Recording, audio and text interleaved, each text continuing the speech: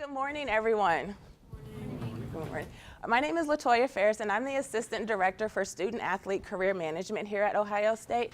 And I've been in my role for about 2 years now. I was hired to work with our students on their career management. So I work with all of our students, all 1,100 of them. So I don't quite know every single one of our student athletes just yet. But my job is to help them basically be gainfully employed once they graduate from Ohio State. And so today I'm here to talk about utilizing athletic transferable skills. And we'll get into a little bit more detail about exactly what athletic transferable skills are.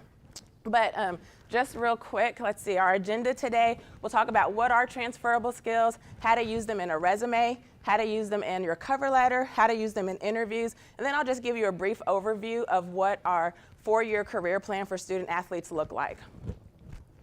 Just to start, we have a couple of things that we do with our student athletes, and so some of the things that you'll see here is like we have our different career fairs that we do. We do a career fairs especially just for student athletes, and then we also have our Bucks Go Pro internship program, so it's an opportunity for student athletes to intern within the department or within different departments on campus. And then, you know, we have our 4-year career plan, like I said, I'll get to in a little bit. But those are just some of the things that we do to try to give our students opportunities to gain experience so that they can be more marketable and employable once they graduate. So who can tell me what are transferable skills? Anybody? Go ahead, you in the back. Time management. Time management, okay, so what's the definition of transferable skills? I would say like skills you learn through your sport. Okay. You can transfer into like a job. Okay, good. And you? Skills that are like valuable and transfer from job to job. They'd be like the same at every job. Okay, skills that you can transfer from job to job. And Alex, you were going to say something? Yeah, something you learn in athletics that is applicable in the job. In the job field. So those are all great answers, and as you can see, they're applicable qualities that can be used in any situation, no matter where they were learned. So they can be from volunteer experiences, they can be from job shadowing, internships, even if you did like your sport, because we're going to get into what athletic transferable skills in a second. And so it's not just limited to work experiences, but also to just like life skills, things that are important that can be transferred from one place to the other. So since we talked about transferable skills, we kind of already talked about what are the athletic transferable skills because someone mentioned them already, so I'll just go into that.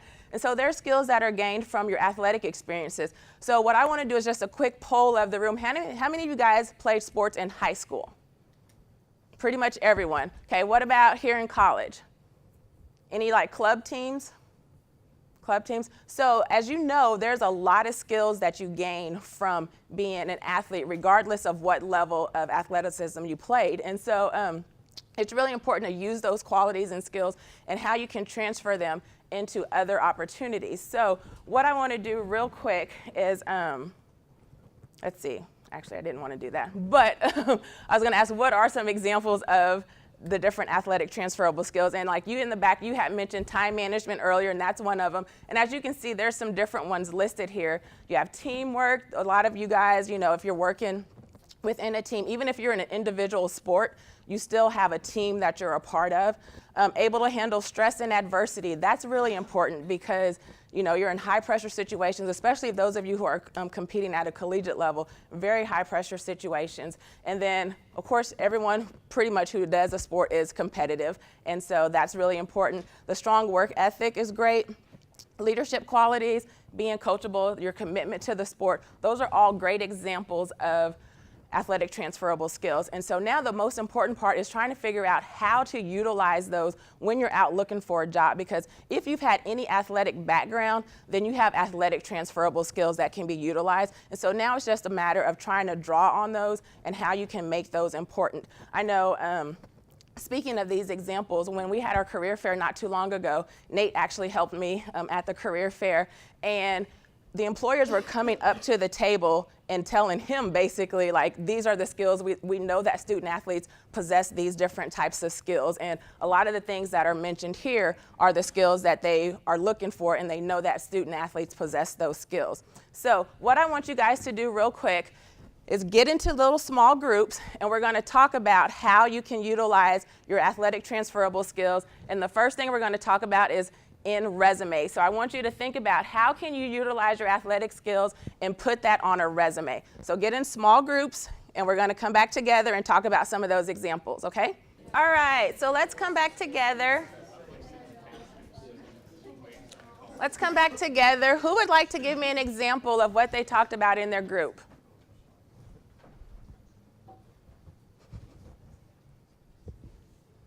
All right, go ahead. I mean, definitely time management, because you have to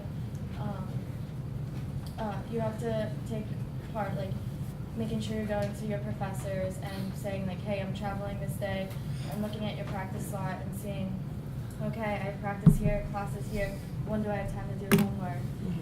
Or when do I have time to make up a test, or different things like that. So, I mean, you really have to like manage your time wisely, either if it's traveling on the road or whatnot. Okay. So time management, being able to put that on a resume, you hear? We kind of talked about a combination of leadership and communication. Okay. So being able to effectively talk to teammates and coaches, Okay. and then also be a leader vocally through communication, and leading by example, just showing your teammates what you can achieve just by showing them. Okay. Well, thank you guys for sharing your examples. And so you guys get candy for that you can share with your group. Of course, it's Ohio State candy. So there you go. So we'll look at a couple of examples real quick of just like how you can utilize that in a resume. So here's one example, and just like you mentioned, leadership experience. So you have your leadership experience here, and then as the captain, and they talk a little bit more about what they did as the captain of the team. And so you can see the different bullet points that are stated here. And again, with like the Student Athlete Advisory Board, what are the things that they did as being a member of the Student Athlete Advisory Board? So those will be some examples of how you can show leadership experience in your resume.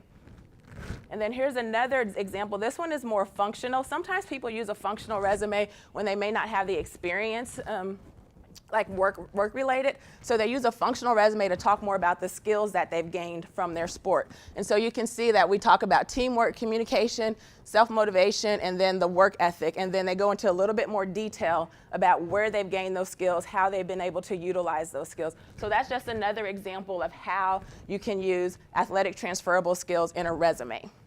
Okay? Any questions about that? Okay, so that's the end of the resume portion. We're going to move on now to cover letter. So again, I want you to get back into your small groups, talk about how can you talk about your athletic experiences in a cover letter. Okay? Go. All right, so let's come back together for cover letters. And I'm going to pick on this group right here in the middle because you guys have been talking, and so I feel like you have some good examples to share. Yes. We just said for the cover letter, you talk about like the experiences that you've learned from just throughout your life and how they apply to that specific job. Do you have an example? Personally, not personally, no. None of us play collegiate athletics, so we wouldn't be bringing up stuff from high school. Okay. Now, and you're right about that. There's sometimes, though, people will bring up some high school stuff, just depending on what it is. But definitely, if you played like a club sport or involved in that or anything professionally, you can always include those different types of things also in your athletic experiences. So does any other group have an example of how to utilize it in a cover letter? Okay. Go ahead. I mean, just playing off that, really just trying to implement like an experience that you had, and trying to just show whoever the employer is how you think that, how you believe that can transfer over the leadership skills or the communication or teamwork or whatever it is. Right. So the most important thing is being able to like maybe highlight one of your experiences and then being able to talk about how that experience can be transferred over into the working environment. And so just to look at a quick example, and this one doesn't go into a whole lot of detail, but as you can see, it says, as a recent graduate of The Ohio State University with the BA in Communications and being awarded an award-winning Division I track and field athlete, I believe I've developed the qualities and strengths you're looking for in a management trainee.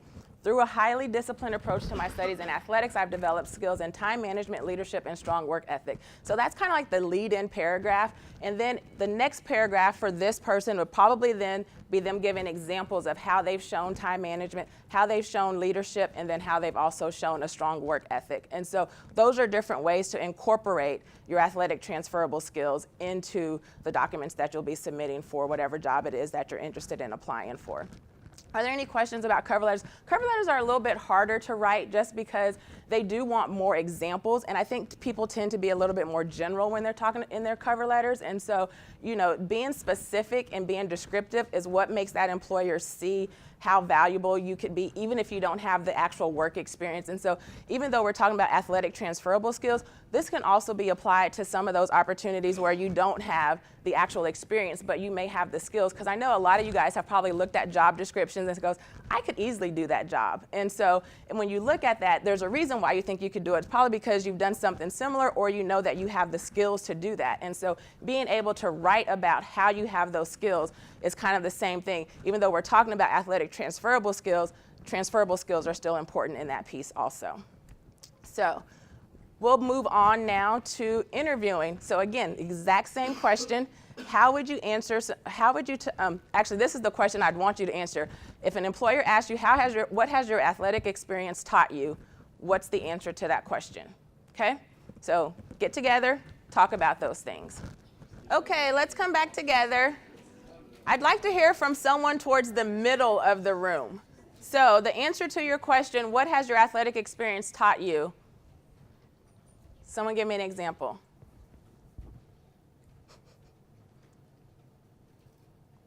Go ahead. It's taught us to like think in critical situations like with our feet. Okay, so being able to think in critical situations. Do you have an example? Like for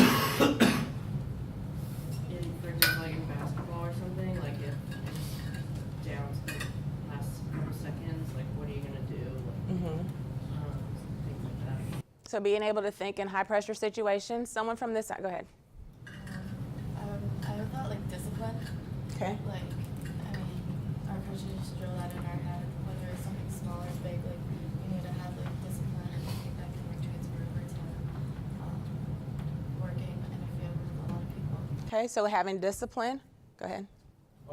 Perseverance, Okay. being able to push through in any real situation. I mean, as an athlete, the season can become a grind as far as when it comes to practice, training schedules. Right.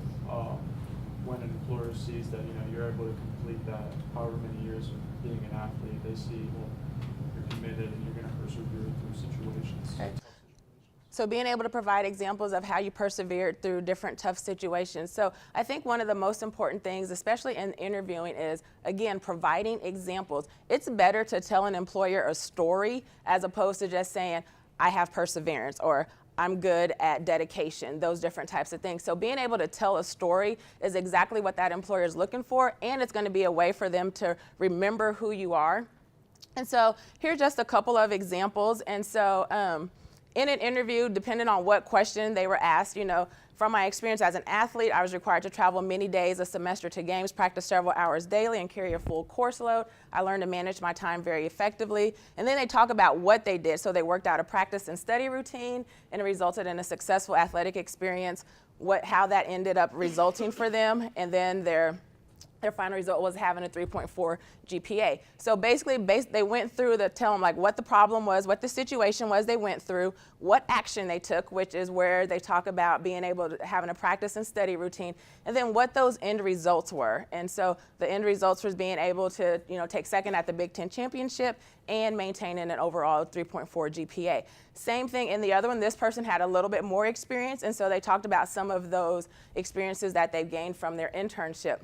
One of the things that's really important to think about as far as just athletic transferable skills in general is that even though you may not have been a collegiate athlete, professional athlete, but most of us have done something in high school. But depending on who you're working with, you can help them figure out the best way to be able to talk about these things. So even though I know it seemed like, I asked the same question for all 3 of the different scenarios, but there really are different ways to talk about your experiences. So the way you talk about it in a resume versus the way you talk about it in a cover letter and the way you talk about it in an interview, you might still be talking about leadership, but the way you give those examples is going to be different based off of what you're doing. So you may think you're being repetitive, but really you're just giving them different ways of seeing how you've been able to accomplish those skills. So it's really important to think about, like how these can be marketable, and then what's the best avenue to place them in. And so as far as, like I said, so you'll be working with people who may need that type of advice from you. And so you'll be able to help them, like even at the high school level, asking, what has your athletic experience taught you? I think that's one of the hardest questions some of our student athletes have whenever we've had our interviews with student athletes, and we're like, what has athletics taught you? I mean, they know what it has, but being able to express it is way different from just writing it out on a piece of paper or knowing it in your head. So these are different things that we try to incorporate with our student athletes so that they can express how being a student athlete is valuable. And so I know when we were at the career event, Nate had to talk to some employers about his experiences and how his athletic experiences were valuable to him as a student now and the different things that he's interested in doing. So are there any questions about interviewing? Okay, so that's the end of the interviewing section. What I just wanted to do, since you guys are in the sport industry majors, just talk a little bit about some of the things that we're trying to do with our student athletes to help incorporate ways for them to gain experiences and then being able to talk about their experiences. So we've implemented recently, just last fall, a 4-year career plan. And so basically it went from what you see on the left with Brutus holding up the sign to our proposal to Gene Smith, and then over at the end is the final proposal we came up with. And so what we found out is that because there's so many time demands for student athletes, is that if we don't make things mandatory, they're not going to go to them. But we can't make everything mandatory for our students. And so what we did was we decided that there'd be one thing mandatory that they have to do each year, and then the rest of the things were optional but suggested. And so the first year students have to do a career assessment. Our second year students have to do a resume. Third year students have to do a career consultation, and then our fourth years have to do some type of networking with employers. And so we're trying to purposely give them opportunities to be able to utilize, to be able to talk about some of the things that they've gained and learned through being a student athlete and how those things can transfer over to the workforce, because we're hoping that the earlier we get them into some of these things, they'll just start wanting to do some more of it on their own, because we do know that they're here for school and their sport, and so they spend a lot of time in their sport, and there's not as much time for some of the other things that are going to make them a more marketable candidate once they graduate. So we have implemented the 4-year career plan. We're in our second year of it, and so still just working through some of the kinks, but it's just another way to give them the opportunity to be able to talk about their athletic transferable skills. And with that, do you guys have any questions about anything in general? Yes. A lot of students, whether they're student athletes or not, want to help student athletes in the future. Mm-hmm. And I know that that's what you do. So can you talk a little bit about your career path?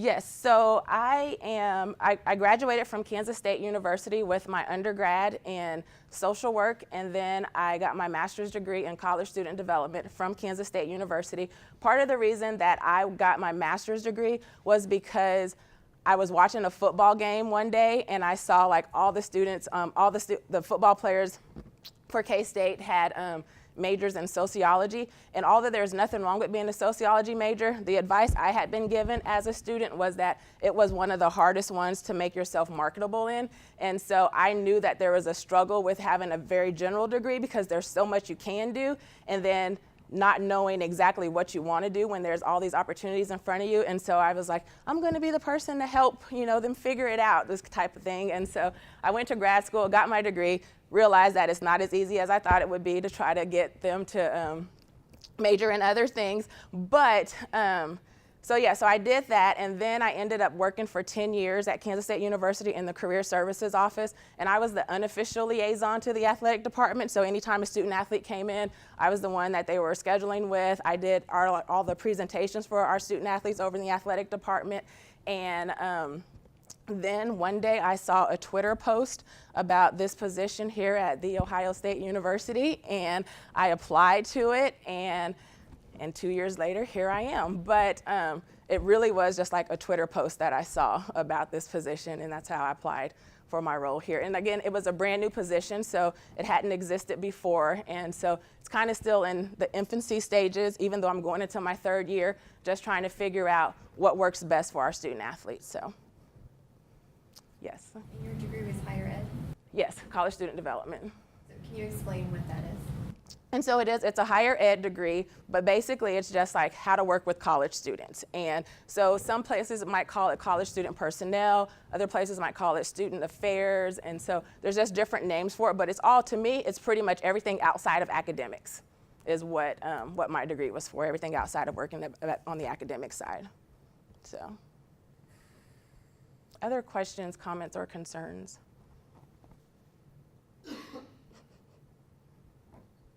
Students do have championships. I know I've experienced that students have national championships or state championships or conference championships, and they're too humble to mention it, Yeah. and then they don't mention it. So what is an effective way to represent that in the resume, in the cover letter, and in interviews? Right, so I would definitely, so the question was about like how to incorporate national championships, state championships, Big Ten championships, whatever the case may be. And so you're right, students can be very humble, and there's times when I've met with student athletes and we're talking about some of the things that they've done, and I'm like, why don't you have your Big Ten championship, or why don't you have your national championship on there? And they're like, oh, I just didn't think that was important to the employer or whatever. And so I think that depending on how you write it, you can include it in your resume under honors and awards. You can definitely talk about it in a cover letter if you're talking about how much time and commitment you've put to your sport. In an interview, you can give an example of it. So there's definitely different ways to talk about your championships, because they are important to the employer, because not everyone gets a championship of any sort. So being able to talk about how you were able to work towards getting that championship is really important. Okay. All right then. Well, I think that sums up everything that we were, the focus was for. So talking about resumes, cover letters, interviewing. Transferable skills are just those skills that can be transferred from one thing to another. And then athletic transferable skills, pretty much the same way. The skills that you gain from athletics, how they can be transferred to a position or work experience. So with that, thank you guys very much.